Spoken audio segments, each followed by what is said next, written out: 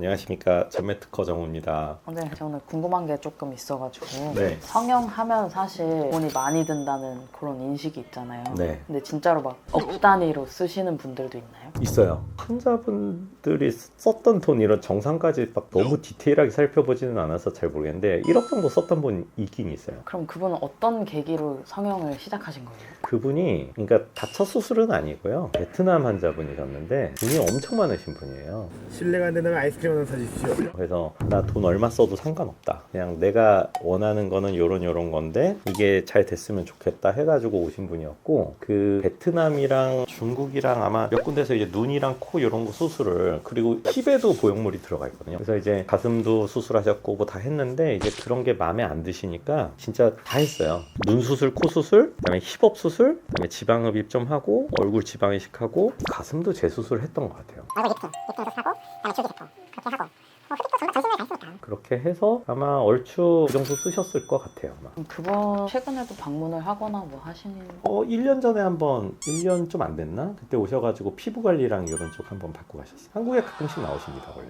근데 아까 뭐 어디는 어디서 하고 네. 어디는 어디서 하고 뭐 네. 이렇게 말씀하셨잖아요. 원장님 딱 보면은 이건 어느 나라다 이게 구분이 가시나요? 불가능하죠. 안 돼요? 근데 이제 이걸 딱 보면은 잘못됐다. 그러니까 이 처음에 수술한 상황이 어땠는지 모르니까 그걸 정확하게 판단은 못하지만 현재 이 상태만 봤을 때는 어떤 부분이 잘못됐다 이런 건 보이고, 그 정도가 이제 한국에서 한 건 아닌 것 같다 이런 느낌은 좀 있을 때는 있습니다. 근데 그렇게 전신을 다 성형을 하신 분들을 보면은 심리적인 변화 이런 것도 있나요? 하기 전에는 기본적으로 뭐 이런 얘기를 드려도 되는지 모르겠는데 약간 우울증이 있으신 분들도 많아요. 그러니까 돈이 많은데 나머지 삶이 다 만족스러운지 어떤지 모르겠지만 돈으로도 안 되는 것들이 있잖아요. 대표적인 게 외모 아니겠어요?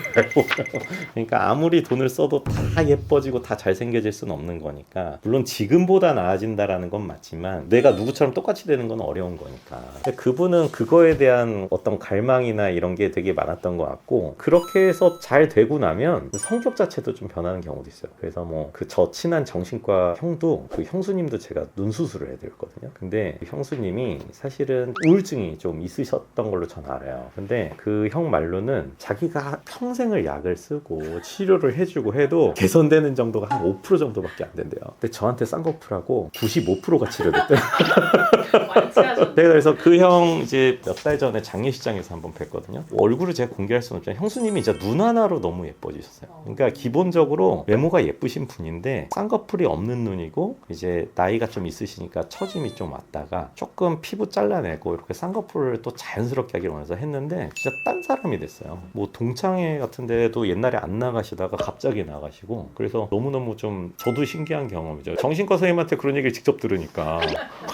그래서 뭐 저도 한 절반은 정신과 의사예요. 여기서 환자들 보다 보면. 그러면 혹시 또 기억에 남는 뭐 이런 고액 사례 이런 게 있으신가요? 고액을 쓴다는 거는 결과적으로는 전신을 하는 분들이죠. 어쩔 수 없이. 근데 한국 분들보다는 아무래도 외국 분들이 많은 것 같아요. 그럴 수밖에 없는 게, 외국 분들은 한국에 있는 체류 기간이 아무래도 한계가 있다 보니까 한 번에 다 하는 경우가 많거든요. 그러니까 아무래도 다 해서 고액 수술을 하게 되는 경우가 많은 것 같고, 한국 분들은 이제 조금 하나하나 순차적으로 하는 경우가 많죠. 물론 묶어서 하는 경우도 있죠. 눈, 코, 지방 이식 이런 거 많이 묶어서 하고, 뭐 윤곽 수술 같은 것도 한 번에 할 수도 있지만 그렇게 조금은 순차적으로 이렇게 하는 경우가 많은 것 같고, 그리고 큰 돈을 쓰면은 많이 예뻐진다, 이거는 맞긴 맞는데 환자가 그런 큰 돈 썼다고 정말 다 만족하냐, 꼭 그런 건 아닌 것 같아요. 저도 수술하는 의사지만 정말 당연히 다 잘해줘야 되고, 환자들 기대치가 기본적으로 높아요. 큰 돈 쓰는 분들은 당연히 그럴 수밖에 없겠죠. 그리고 서비스랑 관련된 내용들, 그런 것도 기대치가 굉장히 높습니다. 그래서 병원에도 좀 시스템이 잘 갖춰져 있어야 되고, 그런 게 좀 힘든 것 같기는 해요. 그러면 혹시 지금 전신 성형을 고민하고 있는 분들한테 네. 해주실 말씀이나 이런 게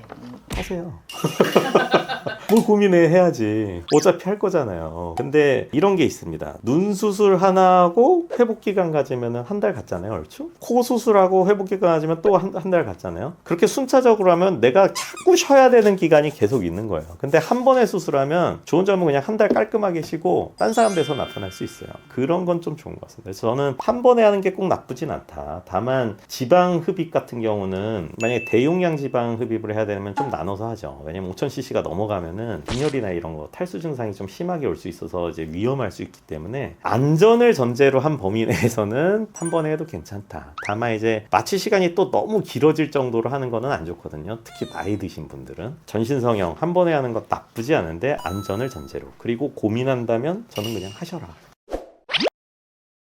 뭐 오늘 무슨 주제인지도 모르겠는데 그냥 주절주절 떠들었는데, 제가 이제 환자분들을 만나보면은 고민 오래 하시는 분들이 있거든요. 쌍꺼풀 수술만 한 20살 때부터 40년 고민하다 오시는 분도 있거든요. 그러니까 나이 들어서 이제 쌍꺼풀을 어쩔 수 없이 해야 되는 거예요. 처져가지고. 그러니까 그런 분들은 그때 돼서 예뻐지면, 내가 전성기인 20, 30대 예쁘게 못 보냈잖아요. 그때처럼 예쁘게 보내면 좋은데. 그래서 어떤 수술에 대한 고민을 한다면 저는 결국은 하시는 게 맞다라고 말씀을 드리고 싶습니다. 다만 그 수술이 본인한테 맞는 수술인지 아닌지는 전문가랑 당연히 충분한 상담을 해야 되겠죠. 가족들하고도 상담하고요.